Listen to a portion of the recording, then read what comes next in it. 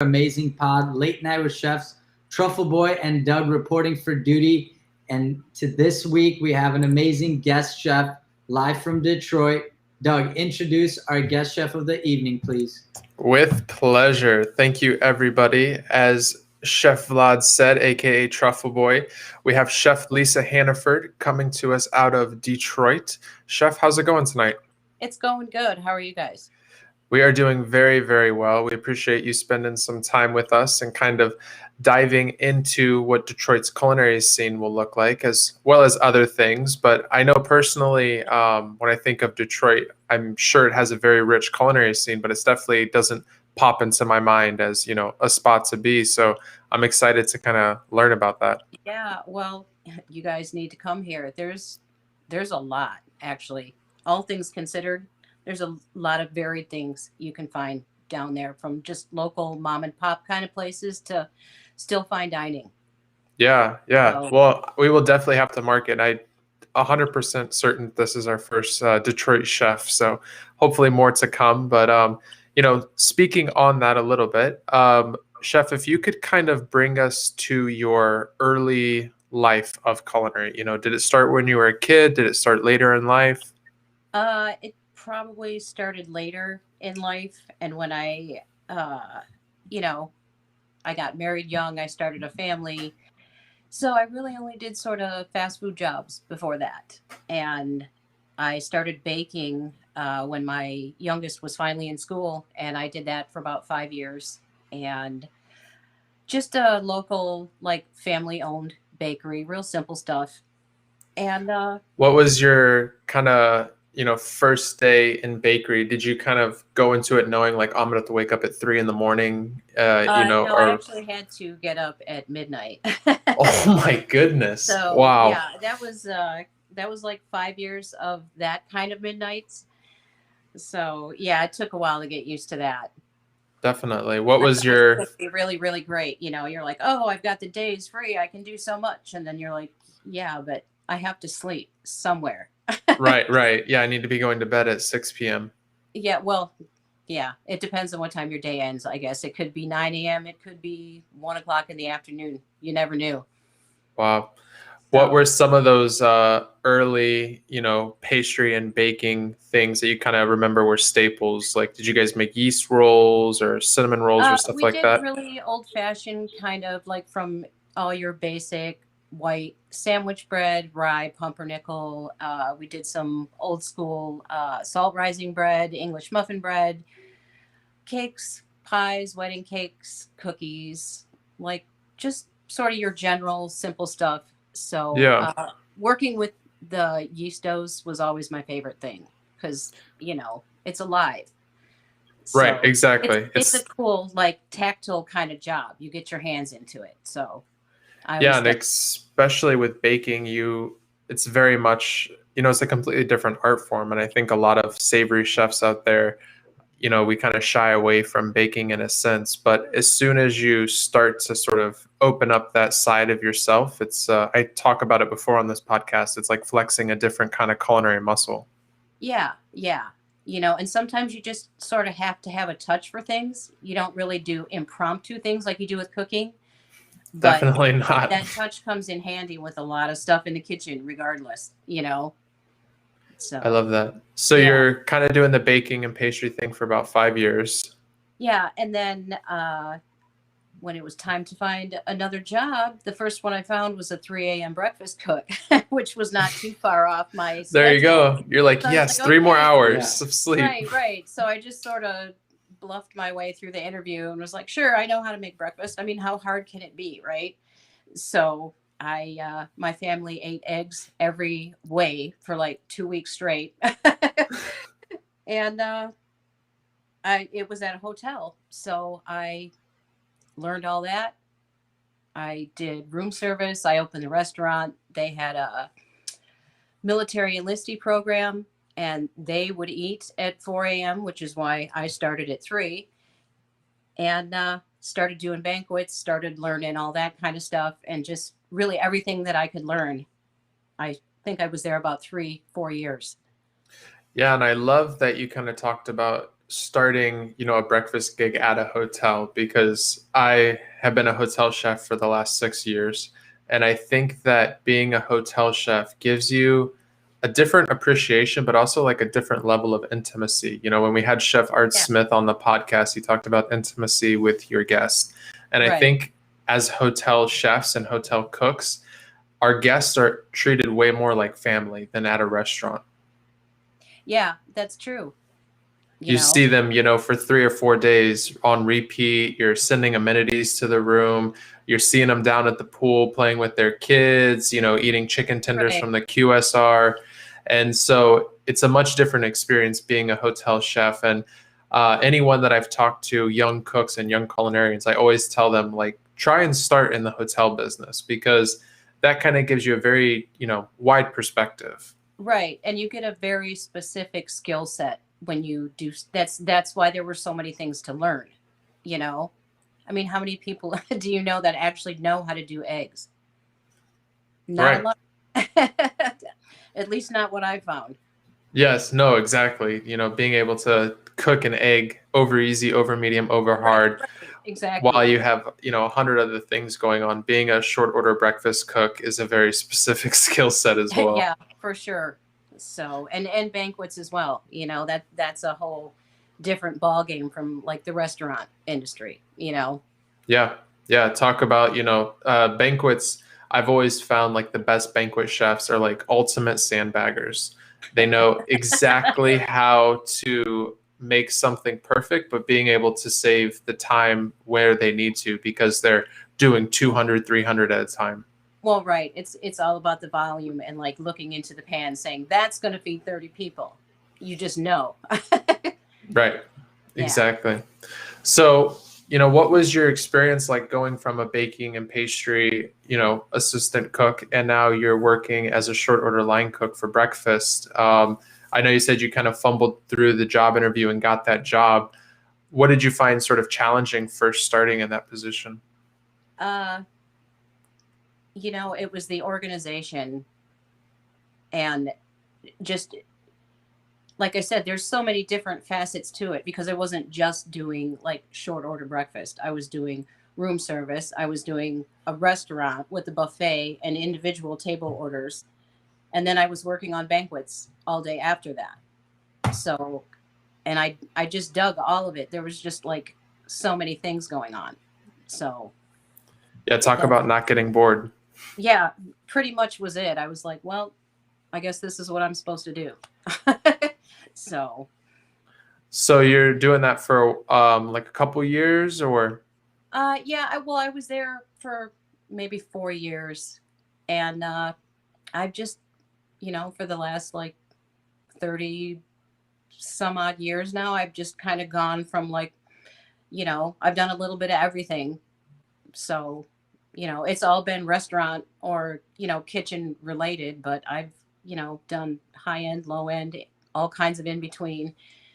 So it doesn't get boring, No, definitely not. And, like we kind of talked about, there's so many different facets within our industry. And so I definitely implore a lot of the cooks that I meet who are like, oh, dinner service is not really my thing. I have a family, blah, blah, blah, blah. Well, there's breakfast restaurants out there. There's places that need chefs and cooks for brunch, the baking thing. There's so many different avenues you can take it.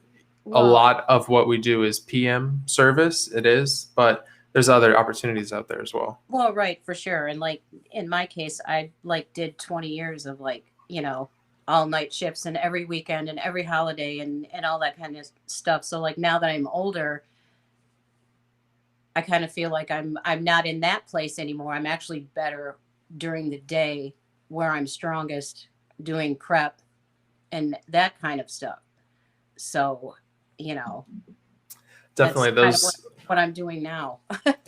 Those rock star shifts of waking up at noon, in the kitchen by 1. Yes. Yeah, that's pretty much everybody else that I work with. Yes, I'm definitely very familiar with those shifts. Yeah. So tell us a little bit, about Detroit. We kind of hit on it earlier. I mean, I unfortunately, personally, have never been to Detroit. I've been to Michigan, but I haven't made the stop. What Yeah. do you find in Detroit, Michigan, as far as a food scene? I find there, like I said, there's just a lot of different stuff. I wish that I wasn't working as much so I could actually try some of the stuff out there. Because I mean, there's great Mexican all around, like where I work. We do Vietnamese. There's a Argentinian hotspot right now that's not too far. I mean, there's, like I said, there's so many different things down there. And Yeah. I came in, like I said, I live in the suburbs, so I didn't really know a whole lot about Detroit until I started working down there. And I there's a lot of it that I love so much, and it's feels more neighborhood than my neighborhood sometimes. So, and I I got mugged like the first 3 months I was down there. So, Oh, goodness. got officially What- broken in. Your induction, yes, your induction into working in Detroit. Yeah. So, Jeez. yeah. Well, hey, I don't slip anymore. There you go. So I know that, the city has been through some tough times. Do you feel like it's kind of on a rebound? Do you feel like there's, new business and new investment coming into the city? I do see that, and I see a lot of like really good energy and a lot of community stuff, right now, especially. That's really kind of hopeful, you know. Like I said, it's a lot of neighborhood in a lot of places. So, and you see a lot of it. That's good. That's good. I Yeah. mean, that's definitely good to hear. Detroit is definitely kind of has the stigma of, a dangerous place to be. And so, as chefs and culinarians, obviously, when we're putting out food, we don't want people to feel that they have to come through a dangerous environment to come eat our food or come enjoy I everything. don't feel that way at all. I That's really good. don't. Yeah, That's good. So tell us a little bit about, you said you're cooking Vietnamese food currently? yeah. I work at Flowers of Vietnam in Detroit, and we do really awesome Vietnamese food. So I, again, started learning a lot because I had never done any kind of uh, Asian or Vietnamese food really in depth. So Yeah. I got a lot to learn. I love that. What was one of those, big learning moments, kind of like a culture shock going into a Vietnamese kitchen? Well, beyond none of the herbs that I recognized, most of the ingredients I had never seen or heard of. Uh, I started taking apart black chickens, which I had never done before. So, There you go. like I said, there was just a ton of stuff that I learned, along the way so far. So, Yeah, definitely. And I always scrolling through the grams as we do. Me and Vlad are notorious gram stalkers. Looks like you do a little bit of like harvesting on your own as well, or yeah, well, I do a lot of farmers markets. I do grow a lot of herbs and sometimes vegetables in my garden. Right now, I'm actually just growing flowers. So we're all about the birds and the wildlife the last couple of years. there you So, go. but we have a CSA, so I get, uh, a box of goodies every week from a farm that's like 10 minutes from work. So Nice. yeah. And do they kind of provide you with stuff for personal use or for the restaurant? That kind of stuff is usually personal use, although Oh, okay. I do feed staff members with some of it, if that counts. Yeah, definitely. So, I saw these morels on your Instagram, and so I was wasn't curious. that crazy? They Yeah. popped up alongside my driveway for the first time. We've lived here for 12 years, and that I walked by and I was like, oh, there's one, and then I looked down and there was a ton of them. So I got Weird. those, and then my next door neighbor came over and was like, dude, they're growing in my yard. Do you want them? So Yeah. yeah, You and the rest of the country. right. So I lucked out on that one. I love that. I think, we've had a lot of different mushroom experts, I guess, fungi experts. I'm sure there's a proper term, but and Ologist, I think, is what it is. yeah, exactly. And, they all kind of talk about how mushrooms just sort of, spawn wherever they're going to spawn. Sometimes there's no rhyme or reason, the spores and the humidity, and there they are. Yeah, because, they weren't like under trees, like I found a few a couple years back, but they were like underneath pine trees way in the back of my yard. And it was just the 1 year, and I never found any again. So those just, like I said, they just popped up. I have no idea why. There you go. At least you didn't drive over them, so that's positive. Oh, no. Not a chance. So if you kind of want to divulge us a little bit further, what is sort of, did you have to make any COVID pivots during COVID? Was the city of Detroit kind of affected greatly by COVID? Yeah, actually, my experience, we were impacted greatly. I mean, I had just made the jump from, I was working 2 jobs. I was working at Flowers Vietnam, and I was working at my old job. And I had just made the jump to full time at Flowers, and then COVID hit and everything shut down for like 3 weeks. Mm. And, nobody knew what was going to happen. And yeah, a lot of people, well, I noticed a lot of businesses, like they just sort of pivoted and changed their business model, Right. like, and we started doing carry out to get through, the shutdowns and stuff like that. And then we put a patio in the back so we can have outdoor dining, because that was very much a thing for, a long time. And I became a grandmother at the end of May, in like the middle of all of this. So it was like I had to be like hands off of a lot of things. Yeah. Because of that, with all of that going on too. So it was interesting for sure. Yeah, definitely. I mean, facing a pandemic is another thing, but now you're facing the crisis of becoming a grandma as well. Well, I mean, I was going to be a hands-on grandma, but I was also the only one out of like, my husband works from home. My daughter, who was expecting, worked from home. Her husband works from home. So I'm the only one that's out of the house working. Right. So, but I'm like, I know when they got there that I was going to be hands-on like 5 days a week. So it was, it was challenging trying to make it work. Definitely. I've managed to do it so far. Well, there you go. Congrats to you. And, Yeah, congrats. Congrats on getting through that time. I know for a lot of the chefs that we've talked to and interviewed, that was a very challenging time. I know for myself, I sold a house in the middle of the pandemic, ended up moving across Florida State, and then having to find a new job working for, Walt Disney. Everyone got furloughed all at the same time. And so Right. You have this mass influx of people all, Disney, I think, employs 30,000. Disney World, I think it's 20 to 30,000 Floridians. And so it's a lot of people all of a sudden all looking for, something to get us by. Yeah. So yeah, we were having the same problem. yeah, definitely a big culture shock for everybody. And, I think our industry is starting to slowly rebound. But as you said, outdoor dining is still very much in consideration. Takeout, carry out.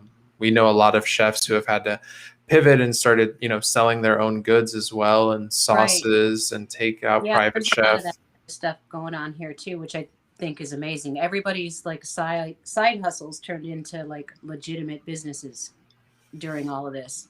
It's really kind of cool. Yeah, and talk about the people with that entrepreneurial spirit, kind of, I guess being forced into taking that leap. You're kind of like teetering on the edge, should I do it, should I not? And kind of a swift push off. Yeah, you're just like, well, fuck it. Yep. Like we're just gonna do it. So exactly. Exactly. So, if you will indulge us, as we kind of talked about earlier, we do try to get some more female perspective on this show. It is no secret that I think the female voice in our industry has long been sort of not talked about or not listened to. And so, if you can kind of give us a little bit about, what it was like coming up, as you use the hashtag girl chef. Did you find any difficulties, coming up in the industry where you kind of saw that difference?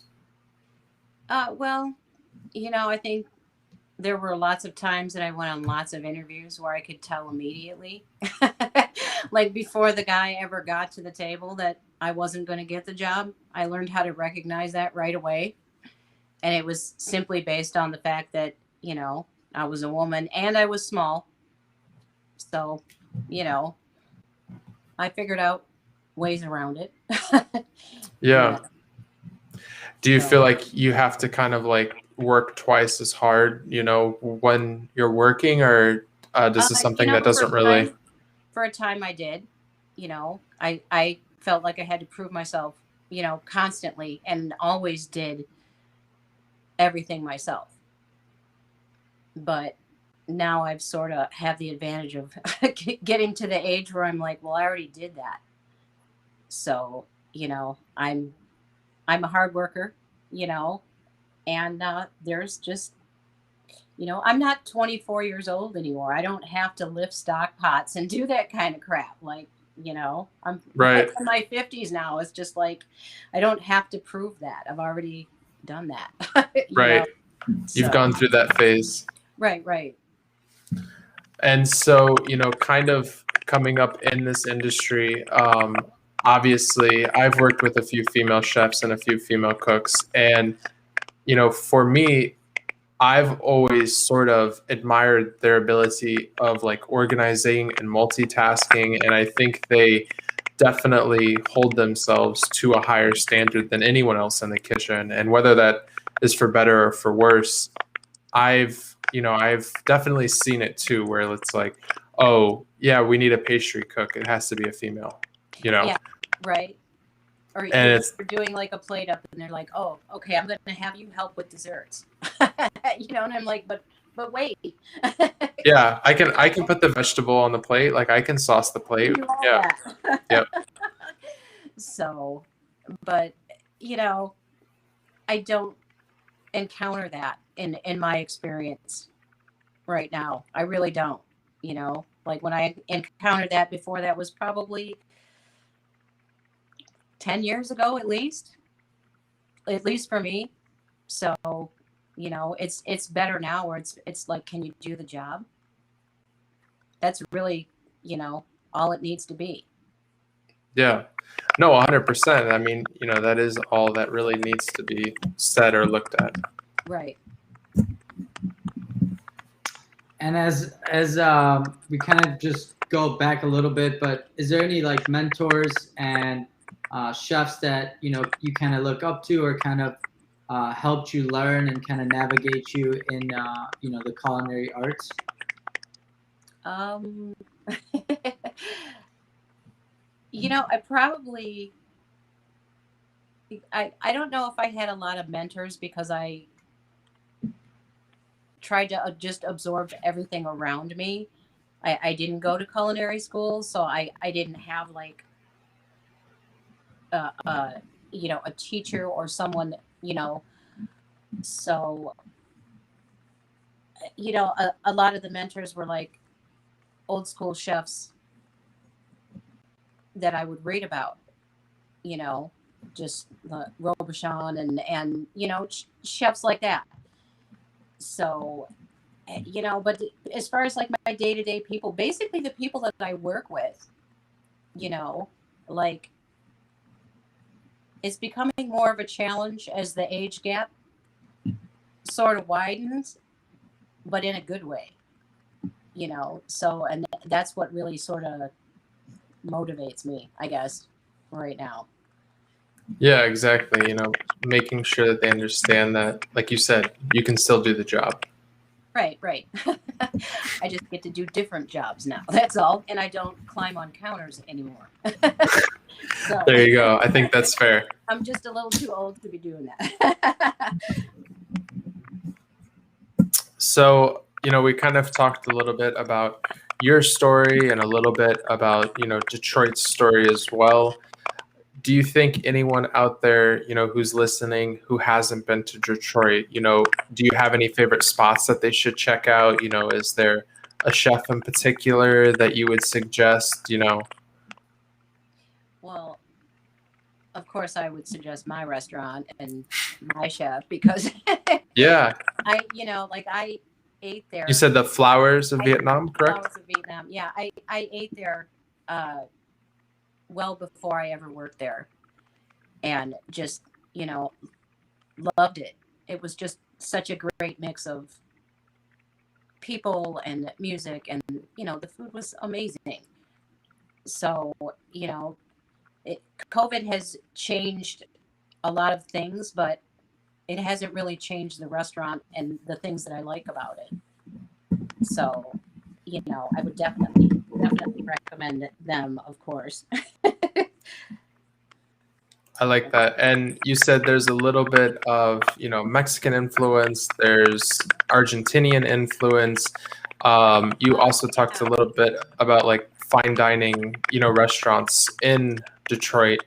Is there kind of like, so it sounds more like a melting pot of different cuisines and It really is a lot of different things because there's always, well, like I said, there's a lot of really like great Mexican all around where I work, and there's a lot of like New American, and there's, like I said, the Barda is the name of the Argentinian place. I haven't been able to eat there yet, but I mean to, and everything that is coming out of there looks really amazing. So like I said, there's a lot of different places, and there's a lot of great things to see. I love that. Yeah.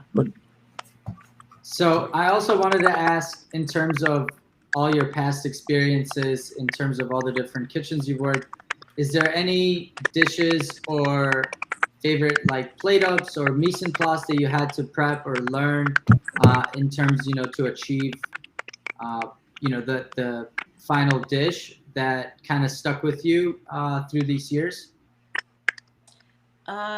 There was there was a place quite a few years ago. It's not there anymore. But I had, on average, every day I had 2 hours of like brunoise and fine dice every single day. just for my station, and I had to like maze it out, and after a while I just got like so good at it. And like it just taught me about having a skill set, and just doing the same thing every single day. What was what were you brunoising? Like, a lot of stuff, too many things to remember. It was very old school fine dining, sort of European continental type stuff. Okay. Lobster thermidor, beef turnitos, stuff like that. Oh wow. So yeah, very old school. Yeah. But for me, in my experience up until that point, it was like much nicer stuff than I'd even come close to at that point. When you're doing like hotel banquets, for, like you said, 300 or 400 people, and you're using a lot of Cisco crap, and Yeah. just pumping out the numbers. So this was a whole different, it really sort of opened up a whole bunch of stuff that was really fun to learn how to do. And it was the knife work that I really, like I said, I did not have that skill set before I had that job. So No, that's awesome. That's a great memory to have as well. Yeah. And I love that you kind of talked about knife work. I think knife work is one of those skills that are slowly, becoming less and less common within our industry. And so I think it's important that we keep pushing knife work. What's a chiffonade, what's a brunoise, difference between small dice and large dice, what's a julienne, what's a batonette. I think all these cuts, obliques, I say these words to my younger cooks and they're like, what? I have no idea Huh? what you're talking about. Right, exactly. And, I think these are old school French terms, but I think more in depth, these are character builders. Yeah, and but I mean, maybe it's not stuff that you're going to use in the day to day necessarily all the time, but beyond the skill set that it's the detail, because that translates to pretty much everything, right? I mean, don't you think that's what you're trying to do as a cook, is to like learn more and get better and get faster and be more Right. consistent? So, and that's what, there's still techniques, just like, sous vide is a technique, or any of the other stuff, which, I'm sort of learning those new techniques, because coming from like sort of an old school learn on the way up, I never used a lot of that equipment or those techniques. So, it's kind of intimidating sometimes, as sort of like an older cook. Like I said, I don't know what a lot of that stuff does. A lot of that equipment does. Right, So, exactly. yeah. No, and that's a great way to put it, is that these techniques are building consistency. And I think that's so important as a cook. If you can small dice an onion, that's great, but can you small dice a 50-pound bag of onions? Right. But like, if I ask you for a small dice, can you just give me a small dice? Like that's kind of what it is. Exactly. There's going to be, some mediums, some larges in there, a couple juliennes in there. Pieces, like, oh, Right. Really? At that point, just put it in the slap chop. Yeah. That's pretty much it.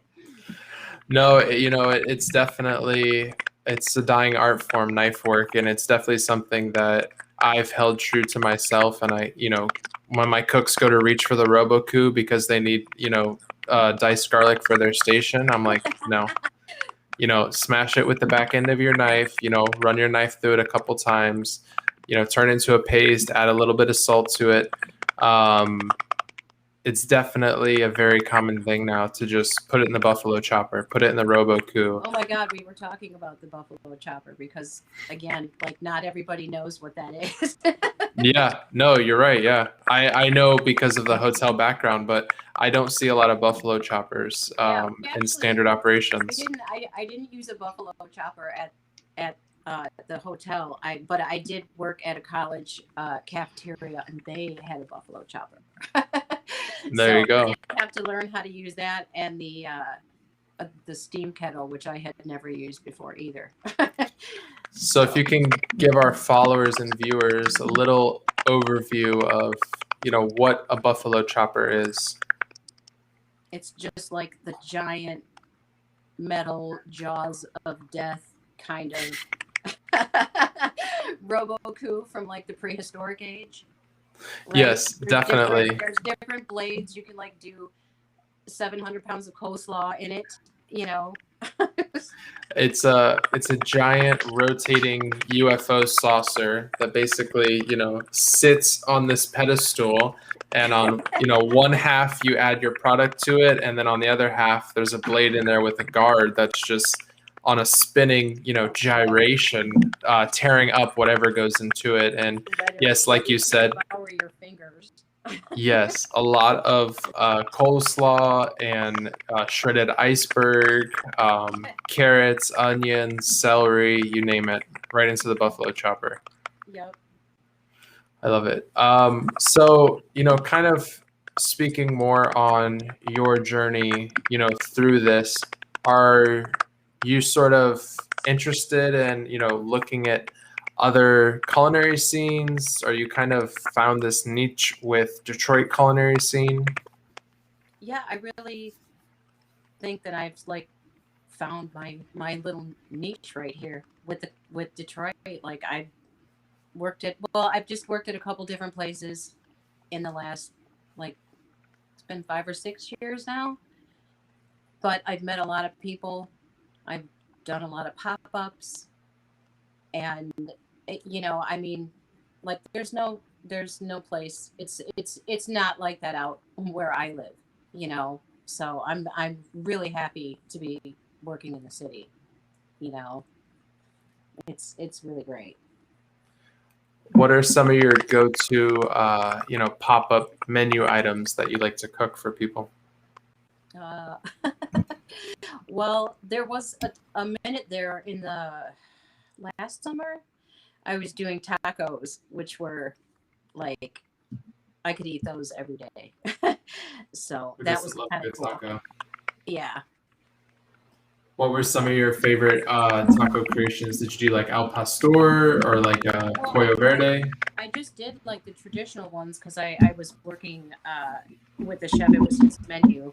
Um, so I was basically learning, how to how to do tacos. So, we did the pastor. We had a chicken poblano, mushroom, rice and beans, just like really, really good fresh guacamole. So, Oof. yeah, right.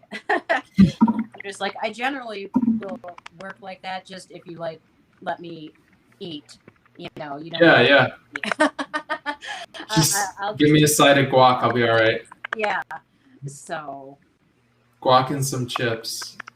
but yeah, I mean, and I don't know, because that's kind of the beauty of the pop-ups, because they're different every time. So, and in most cases, I'm just extra hands, which is like the best part, because I just show up and, kind of do what they tell me to do. And,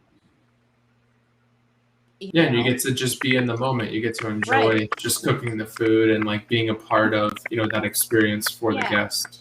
So yeah, and it was just getting rolling, and then COVID hit. So it was just like, I've had to like sort of cut down my circle has become really small now. Yeah. With the babies and all that. So it's sort of really limited. I can't really do as much of that now. So Yeah. Well, I know, Truffle Boy was doing some private chef stuff in Chicago, and the same thing. You kind of have to be ability to work with all different type of cuisines and foods and flavors, because you never know what your guest is going to ask for you.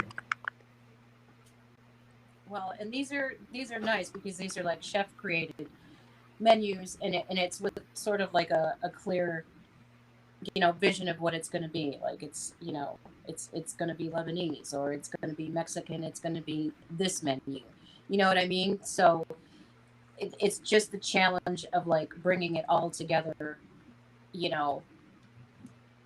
and having it go out like kind of flawlessly, like that's why I did those. Yeah, definitely. It's not like working on a line where you have to wait for the tickets to come in to see how your night's going to go. Nah, like, I don't do a whole lot of that anymore. I'm not as fast as I used to be, so I pretty much try to stay out of the way.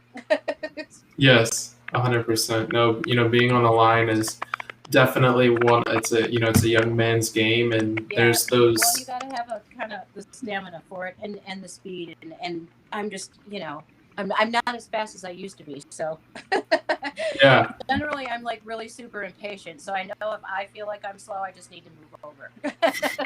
So. Well, I know, in Chicago, and, coming up in the culinary scene in Chicago, there's, a big Latin American culture who is the backbone of the Chicago culinary scene. And, there's dudes in there, 50, 60, 70 years old who would run circles around me, and I'm this young 19-year-old kid, I'm going to culinary school. I know what I'm doing. And, I'm made to look like I have no clue what's going on, that I'm as slow as a turtle, and it really brings into perspective this level of like dedication and commitment that some people have to this industry, and it's a humbling experience. Yeah, I mean, it'll, I guess, kind of show you what you're made of in a lot of cases. Yes, very quickly. So, and I'm like, I guess just sort of maybe falling into it the way I did, I didn't really have sort of a backup plan. You know, like, okay, so like whatever is retirement time, like what's your plan then? I'm like, I don't know. I don't even know what retirement is going to mean. Like, you know, I'm going to be doing this till like whenever, because I don't have any other ideas of doing anything else. You know what I mean? Yeah. I never really felt like that after I started cooking. I was just like, yeah, this is kind of it. Yeah. You just, you know, there's certain things that were just like, oh yeah, you know, this is what I'm meant to do. This feels right. Yeah. So. Well, Truffle Boy, you got any more questions for us for this evening? Yeah, as we wrap up the pod, we want to thank you, Chef Lisa, for coming on, sharing your experiences, showing us a little bit of what Detroit's got to offer. Kind of as we part ways today, is there like a family favorite dish that, you know, is the showstopper that you always cook? The showstopper that I always cook. You know, it's probably going to be something like super basic, like biscuits. You know, Oh, a good that's biscuit. like one thing Yes. that like everybody's like, don't mess with her biscuits or her biscuit recipe. Like, she's the only one that makes them. I love it. So, you know, I've made biscuits before. I think probably some of our listeners have made biscuits. What's your secret? You know, what's the one thing where you're like, if you're going to make a biscuit, don't forget to do this step? Well, you know, I always tell like sort of like some of the, like I work with a few like really younger kids, and I'm always like, here's a bit of advice. Like, just find one thing that you're really good at making. Like, it doesn't have to be fancy. It just needs to be one thing, and like just make that one thing really good. And like that's gonna be your dish. Like that's gonna be it. So like biscuits are my thing. I love it. The one thing, you know, and like I was saying with the baking, like it's just a touch. Like I can tell you the recipe without looking at it. I can tell you if I stick my hand in it, if it's right, or if it needs more buttermilk. You know, like I can't tell you how much. I can just tell you if it feels right. Right. So. No, that's very sound advice, and especially for a lot of young culinarians out there and young chefs. You know, we think that we need to know everything there is to know, and that we need to be able to master every cuisine. And I think accepting the fact that you're never going to know everything is part of that, you know, maturity and growing up as a chef.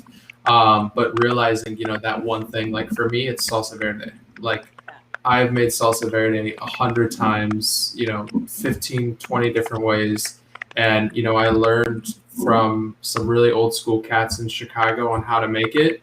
And it's just something that, like, whenever I make my scratch salsa verde, like, it comes out perfect. I love it. It's delicious. And it's, you know, it's just that one thing where you're like, yes, like, you know, this feels right making it. Yeah, you know what? I feel like that about, like, creme brulee and, like, flan, too. I like, because I make flan at work, and, like, every time, like, it never fails to, like, I just get perfect every time sheen. Yeah. It's like perfect, you know. I'm just like, this never gets old. Yeah, the like perfectly thin layer of The caramel. reveal. They're just like wiggly, but not like they're just glistening and shiny and shit. Like they're perfect, you know. I love it. And custards are one of those things too, where, you know, a lot of things can go wrong when you're making a custard base like flan or creme brulee. You know, dealing with eggs can be tricky, and they're easy to scramble. And if you don't temper them properly, or you don't have enough water in there, there's not enough moisture in the steam bath. You know, a lot of things can go wrong there. So that's definitely not an easy one to master. Yeah, I know. And now I don't. It's like almost a no-brainer because, like we were talking about, using the equipment. Like, you know, I use the CVAP for those. There you go. You know, I use the Control Freak for like a lot of stuff that I do now on desserts, which I have had never used that before either. So I'm still learning how to use a lot of this stuff. Those are fun pieces of equipment to mess around with. It took me like a month to remember what that stupid thing was called. I was just like, it's the thing, you know, like I could not. Yeah, you know, the steamer microwave oven combo machine. I know. I love That's it. awesome.